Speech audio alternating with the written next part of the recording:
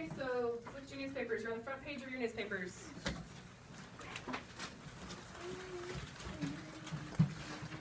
Okay, I'm going to read this part of the newspaper and you're going to follow along with your finger. Okay. Before the war, Jefferson defends the Louisiana Purchase. So there's a quote by President Thomas Jefferson talking about the purchase of the Louisiana Territory from France. Now, if you remember our last newspaper, we did talk about the Louisiana Purchase. Who remembers how large it was? Does anyone remember how large it was? Eileen? Oh, never mind. Blake? Wasn't it 18 miles? It was a huge area, Brian. 2008. It was huge. I don't even remember exact. I don't remember the exact number, but it was the majority of the United States. Remember we pulled down the map. It was a Great Plain. Pull down the map. The Louisiana Purchase covered this entire area right here. That's west, I believe, of the Missouri and Mississippi River. So this entire area right here. Okay, let's go ahead and read. So President Thomas Jefferson said, "I know that the acquisition of Louisiana has been disapproved by some. The larger our association, the less will it be shaken by local passions. And in any view, is it not better that the opposite bank of the Mississippi should be settled by our own brethren and children than by strangers of another family? Buying the Louisiana Territory from France doubled the size of the United States.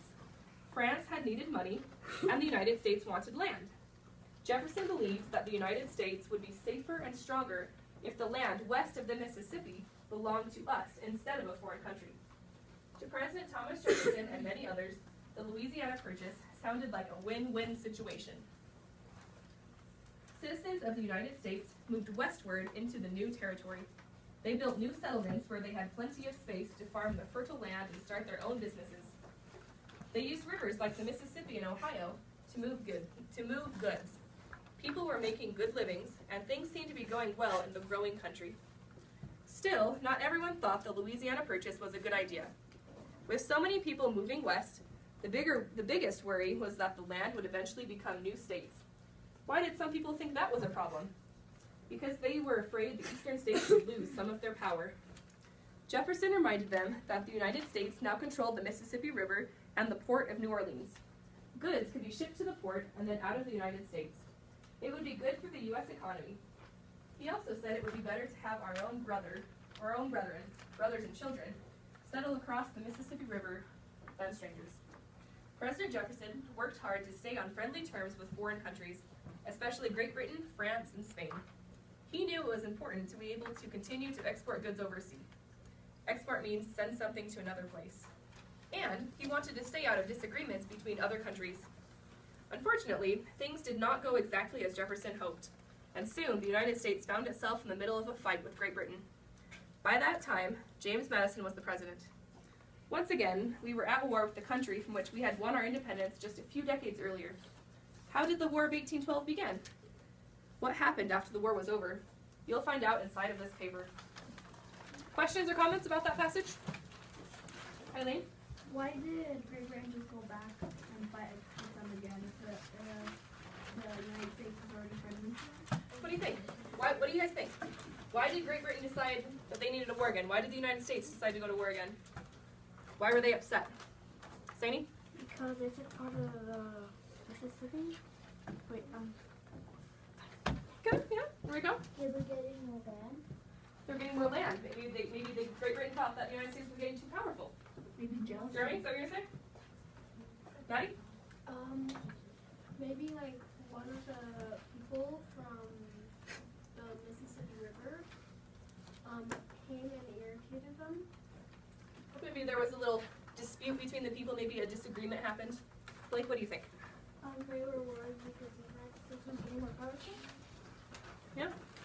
So any of these things are possible, so let's read it and find out what actually happened. So go ahead and open up to the inside paper.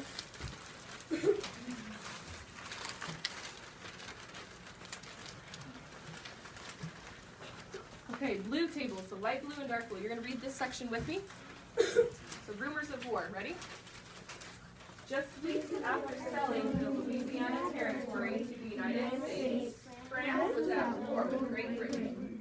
The United States quickly made plans to keep doing business with both countries while staying out of the war itself.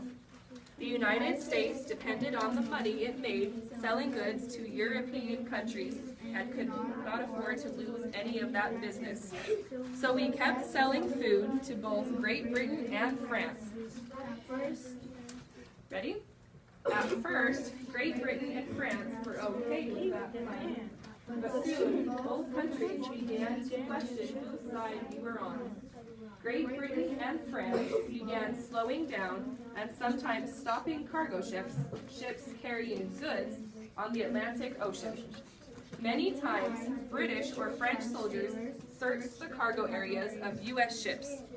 Both countries wanted to make sure the United States wasn't supplying the other with weapons. Americans wanted to stay out of the war, but that was getting harder to do. Tyler. We forgot to do the connections. That's okay, we will come back to it at the end. Okay. Questions or comments on rumors of war about after selling the land in Louisiana Purchase? Say? Why did they sell it? Why did they sell it? Because France needed the money and we needed the land. And so Great Britain didn't like that because now they were thinking that, you know, the U.S. is getting a lot of land now. They're getting really big. So maybe they're going to become too powerful. So maybe we need to do something about it. Other questions or comments? Like? No. Actually, no. Okay, Orange, will you read with me the Embargo Act of 1807? Yes. Okay, ready? President Jefferson and his advisors decided that the United States had to do something to put an end to the bullying of our ships by Great Britain and France. He believed the United States should stop sending American supplies to both countries. That would teach them a lesson. So, Congress passed the Embargo Act of 1807. The embargo is an order to stop ships from delivering goods. The law said that no goods could be shipped to any foreign port. The United States hoped that both France and Great Britain would be devastated without American supplies. Teachers, could you send your Panther Pride tickets to the office? Okay, I've already talked with Eileen, so she's going to go ahead and do it in a minute. Let's go ahead and finish this first. Okay, so we're on, let's go back to, unfortunately, the Embargo Act backfired. So we're halfway through that paragraph. Okay, ready? Unfortunately, the Embargo Act backfired. The two nations at war were able to get along just fine without U.S. goods. When the deliveries stopped, ships full of rotting food were left in American harbors. The people of the United States were very unhappy, and President Jefferson repealed or canceled the Embargo Act. U.S. ships began sailing again, but soon they were again being treated badly by the European countries. British ships continued capturing U.S. sailors and forcing them to fight for the British Navy. This practice was called impressment.